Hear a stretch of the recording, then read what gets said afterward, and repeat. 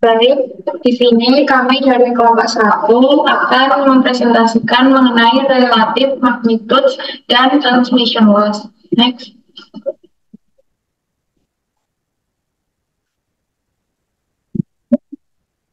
Di sini merupakan nama-nama anggota kelompok kami. Ada Abi Bayu, Maya, Duna, Muhammad Rehan Iqbal, Iin Panjaitan, Ruth, Wahyu Faila Sofa, Nimade Yunimas, Idewa Gede Bayakrisna, Ervani, Winnie Jennifer, dan juga Ida Ayu Komang Bintang. Next.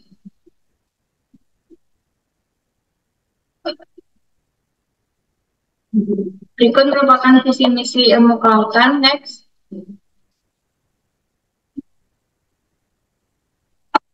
Berikut merupakan pendahuluan yang akan dijelaskan oleh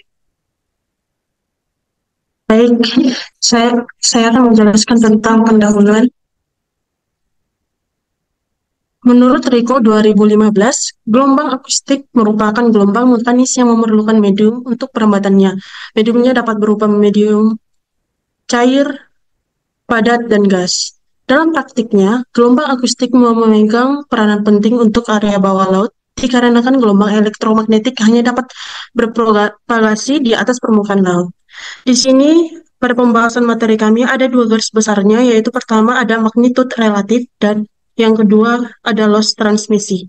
Magnitude relatif berfungsi untuk mengukur kekuatan suara dengan unit disable untuk memahami hal-hal penting terhadap organisme hidup dan ekosistem laut. Sedangkan loss transmisi berfungsi untuk mengukur kemampuan sistem dalam mengelola gelombang laut dengan nilai yang lebih tinggi menunjukkan kemampuan yang lebih pengaturan gelombang laut yang dihasilkan oleh perangkat laut. Nah, di sini ada 5 rumusan masalah. Yang pertama, apa yang dimaksud dengan magnitude relatif dan faktor-faktor apa ya saja yang mempengaruhinya. Yang kedua, apa yang dimaksud dengan loss transmisi, faktor-faktor yang mempengaruhinya, serta langkah-langkah pengukurannya. Yang ketiga, ada apa yang dimaksud dengan tingkat transmisi, faktor-faktor yang mempengaruhi, serta perbedaan tingkat transmisi. Yang keempat, ada apa yang dimaksud dengan tingkat tekanan bunyi, serta hubungan tingkat tekanan bunyi dengan intensitas suara. Yang terakhir, ada apa yang dimaksud dengan tingkat spektrum serta pengukurannya dengan spektrogram. Tujuannya adalah untuk menjawab rumusan masalah. Baik, slide berikutnya akan dijelaskan oleh teman saya. Baik, izin. Saya akan menjelaskan tentang definisi magnitude relatif. Magnitude relatif merupakan suatu ukuran yang digunakan untuk membandingkan besaran atau nilai pada dua buah entitas atau kejadian yang memiliki satuan yang sama. Adapun rumus magnitude relatif yaitu seperti ini, di mana P1 merupakan amplitude atau tekanan suara pada titik utama, kemudian P2 merupakan amplitude atau tekanan suara pada titik kedua. Bisa di next.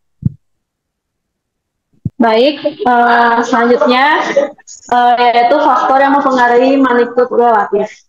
Di sini ada 5 faktor ya. Yang pertama adalah skala peristiwa, yang dimana peristiwa yang lebih besar memiliki magnitude relatif yang lebih tinggi. Contohnya seperti gempa bumi 8,0 dengan gempa bumi 5,0. Selanjutnya ada konteks atau referensi, yaitu magnitude relatif yang tergantung pada konteks tertentu. Yang contohnya yang seperti dampak yang diukur dalam kerusakan fisik atau ekonomi. Selanjutnya yang ketiga yaitu faktor lingkungan. Pada lingkungan tempat peristiwa terjadi mempengaruhi magnitude relatifnya juga. Ya, contohnya itu seperti ada banjir di daerah padat penduduk dengan daerah terpencil. Yang keempat yaitu faktor sosial dan ekonomi, yang dimana kesejahteraan, infrastruktur dan sistem peringatan dini mempengaruhi persepsi magnitude relatif tersebut. Yang contohnya juga ada kerugian ekonomi ataupun kerusakan infrastrukturnya. Terakhir yaitu persepsi individu dan kelompok. Persepsi magnitude relatif dapat bervariasi dengan berdasarkan latar belakang budaya, agama, dan juga pendidikan. Contohnya ada perbedaan persepsi dalam kelompok masyarakat. Baik, selanjutnya akan dilanjutkan oleh teman saya. Terima kasih. Baik, di sini saya akan menjelaskan mengenai pengertian tingkat transmisi. Dalam bidang akustik kelautan, tingkat transmisi mengacu pada kemampuan gelombang suara untuk menembus dan melintasi medium air laut. Ini mencerminkan seberapa efisien gelombang suara dapat menyebar melalui air laut. Tingkat transmisi ini memiliki signifikansi penting dalam studi akustik lautan karena memengaruhi kinerja sistem sonar dalam mendeteksi, mengirim, dan menerima sinyal suara di lingkungan laut.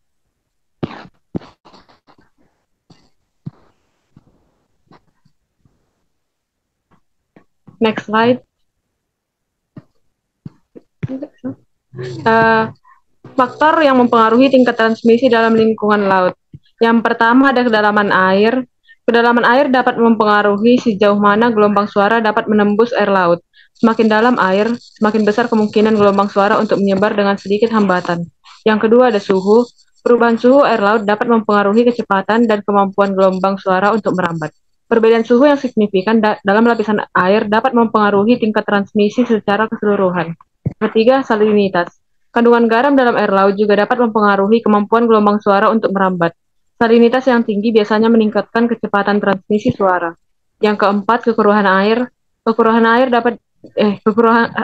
air disebabkan oleh partikel-partikel tersuspensi seperti lumpur atau plankton dapat menghalangi gelombang suara dan mengurangi tingkat transmisi. Yang kelima adalah tebaran haloklin. Perubahan tiba-tiba dalam kepadatan air laut yang disebabkan oleh perubahan suhu dan salinitas dapat menciptakan lapisan haloklin yang dapat memantulkan atau menyerap gelombang suara mempengaruhi tingkat transmisi. Yang keenam, topografi lautan. Struktur bawah laut seperti dasar laut, terumbu karang, atau lereng dapat memantulkan atau menyerap gelombang suara, mempengaruhi tingkat transmisi di daerah tersebut. Selanjutnya akan dilanjutkan oleh teman saya. Selanjutnya yakni loss transmission. Pengertian dari loss transmission atau transmission loss dapat disingkat TL pada akustik kelautan mengacu pada penurunan intensitas sinyal suara saat melintasi medium laut. Hal ini disebabkan oleh sejumlah faktor termasuk penyerapan, dispersi, penyebaran, dan refleksi gelombang suara di dalam air laut. Faktor penyebabnya sama seperti yang dijelaskan di pengertian tadi, yaitu termasuk penyerapan, dispersi, penyebaran, dan refleksi gelombang suara di dalam air laut. Selain itu ada beberapa faktor lain yang mempengaruhi loss transmission, yaitu bisa jadi kemungkinan kerusakan pada peralatan, perubahan kondisi lingkungan, perubahan kondisi lingkungan ini bisa seperti gelombang air laut, arus, dan lain sebagainya. Yang terakhir yaitu keadaan teknis sistem transmisi. Baik, yang selanjutnya akan dijelaskan oleh teman saya.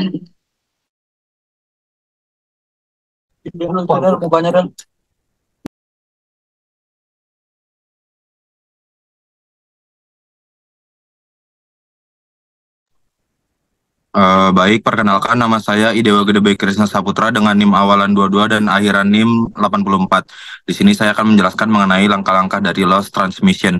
Di mana yang pertama kali kita harus menyiapkan peralatan pengukuran yang dibutuhkan seperti power meter, signal generator, dan kabel uji. Selanjutnya setelah kita menyiapkan, kita sambungkan signal generator ke port input kabel uji, lalu kita atur frekuensi dan juga level daya output signal generator, misalnya 1 MHz dan 0 dBm. Lalu setelah itu kita sambungkan power meter ke port keluaran kabel uji, lalu kita atur power meter untuk mengukur daya pada frekuensi yang sama dengan signal generator. Setelah itu kita lanjutkan dengan catat nilai daya input yang dikeluarkan oleh signal generator, misalnya 0 dBm. Setelah itu kita juga catat menilai daya output yang dibaca oleh power meter, misalnya minus 3 dBm. Setelah itu, kita lanjutkan dengan perhitungan selisih antara daya input dan juga output dalam satuan dB, yang dimana selisih di atas itu adalah 3 dB. Nah, ini merupakan nilai loss transmisi kabel uji pada frekuensi 1 MHz. Lalu yang selanjutnya itu kita ulangi langkah tersebut sampai 26 kali untuk beberapa frekuensi yang berada sampai 100 kHz, 10 MHz, 100 MHz, dan sewaktu-waktu diperlukan. Setelah itu, plot hasil pengukuran itu yang dimana loss terhadap frekuensi akan menghasilkan kurva karakteristik loss transmisi kabel uji. Lalu setelah itu yang terakhir kita simpan dan juga kita dokumentasikan hasil pengukuran untuk analisis lebih lanjut. Untuk selanjutnya akan dijelaskan oleh teman saya.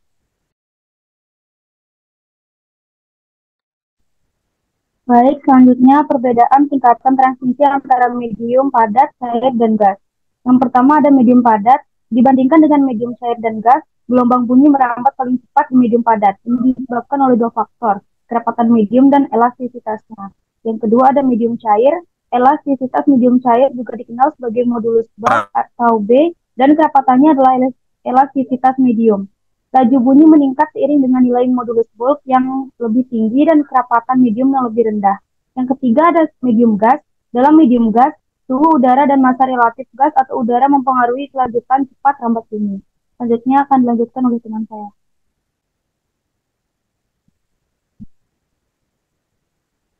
Baik, perkenalkan nama saya Muhammad Rehan Iqbal dengan NIM awal 22 dan akhiran 045. Selanjutnya yaitu pengertian tingkatan tekanan bunyi. Nah, tingkatan tekanan bunyi yaitu skala yang digunakan untuk mengukur dan menggambarkan intensitas atau kekuatan suara. Tingkat tekanan bunyi diukur dalam skala algoritma yang disebut skala desibel atau biasa disebut dB. Nah, satuan skala desibel adalah penyimpangan terkecil dalam tekanan bunyi yang dideteksi oleh telinga manusia. Nah, tentang frekuensi bunyi yang dapat didengar oleh manusia berada antara 20 Hz hingga 20 kHz dengan variasi dalam kurva respons. Bunyi di atas 20 kHz disebut ultrasonik, sementara bunyi di bawah 20 Hz disebut infrasonik. Nah, selanjutnya yaitu cara mengukur tingkatan tekanan bunyi. Yang pertama, siapkan peralatan pengukur, kemudian identifikasi lokasi. Yang ketiga yaitu pasang mikrofon. Yang keempat, analisis hasil dan catat tingkat tekanan bunyi dalam satuan desibel. Next. Baik, perkenalkan nama saya Nimade Yunimas Jantika Sari dengan awalan NIM 22 akhiran 81. Jadi saya akan membahas hubungan tingkat tekanan bunyi dan intensitas suara. Adapun tingkat tekanan bunyi yaitu algoritma perbandingan antara tekanan bunyi dengan nilai tekanan ambang bunyi atau dalam satuan desibel. Nah, pada gambar grafik di bawah itu adalah grafik nilai negatif antara tingkat tekanan bunyi terhadap jarak. Kemudian tingkat intensitas suara itu adalah tingkat kebisingan yang mewakili rentang pendengaran manusia. Adapun rentang pendengaran manusia yaitu 10 pangkat min 12 hingga 10 watt per meter persegi. Nah, dari kedua tingkatan tersebut akan menimbulkan tingkat kebisingan yang dimana semakin banyak tekanan bunyi dan bunyi yang lebih keras atau tingkat intensitas suara yang lebih keras, maka pada akhirnya akan menjadi tidak nyaman untuk didengar. Semakin tinggi frekuensi yang ditransmisikan juga, maka akan semakin meningkat tingkat intensitas suaranya. Kemudian kenyamanan bunyi dipengaruhi oleh tingkat tekanan bunyi dengan adanya ambang batas kebisingan. Tingkat respon pendengaran manusia memiliki perbedaan di mana bergantung pada frekuensi sumber bunyi dan intensitasnya.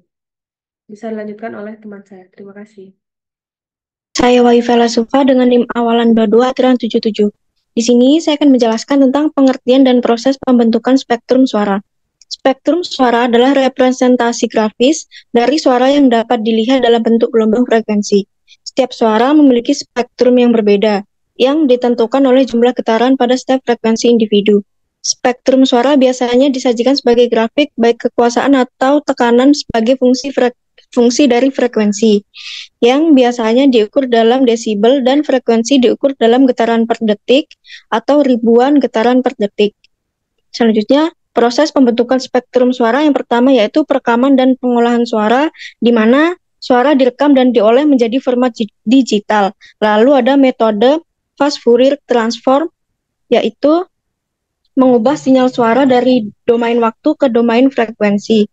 Lalu ada normalisasi spektrum, yaitu menyamakan nilai amplitudo tertinggi. Lalu yang terakhir ada mean squared error atau MSE, di mana MSE ini membandingkan spektrum suara, nilai MSE yang kecil menunjukkan kesamaan, sedangkan nilai MSE yang besar menunjukkan perbedaan.